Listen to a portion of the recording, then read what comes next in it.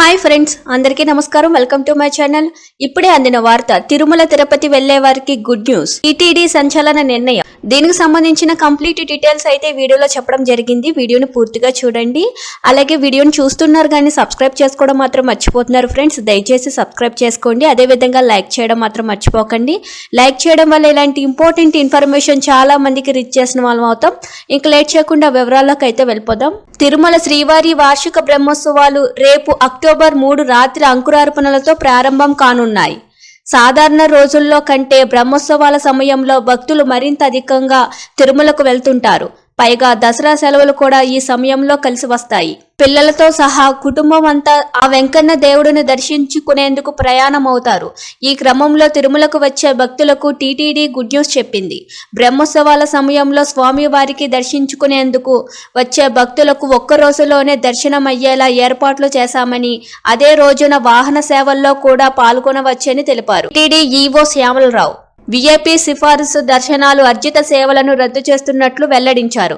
స్వయంగా వచ్చే వీఐపీలకు మాత్రమే దర్శనాలు ఉంటాయని, గరుడ సేవ రోజున వీఐపీ దర్శనాలు కూడా రద్దు చేస్తున్నట్లు తెలిపారు.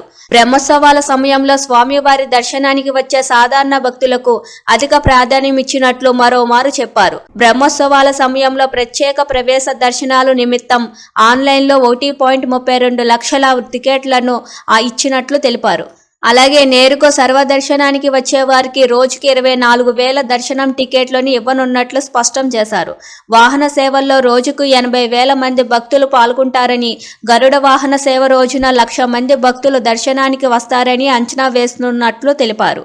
సుమారు 2 లక్షల మంది ప్రత్యక్షంగా గరుడ వాహన సేవలను వీక్షించేలా గ్యాలరీలు ఏర్పాటు చేస్తున్నట్లు వెల్లడించారు.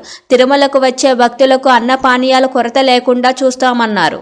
ప్రస్తుతం తిరుమలలో 6,200 గదులు అందుబాటులో ఉండగా వీలైనంత వరకు కరెంటు బుకింగ్ ద్వారానే గదులకు కేటాయిస్తామని తెలిపారు. వీఐపీలకు మరో 1,300 గదులు ప్రత్యేకంగా ఉన్నట్లు చెప్పారు.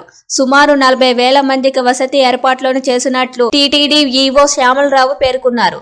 అలాగే విష్ణు నివాసం, శ్రీనివాసం, పద్మావతి, ఇతర వసతి గృహాలలోని భక్తులకు ఇబ్బందులు తలెత్తకుండా ఏర్పాట్లు చేస్తామన్నారు.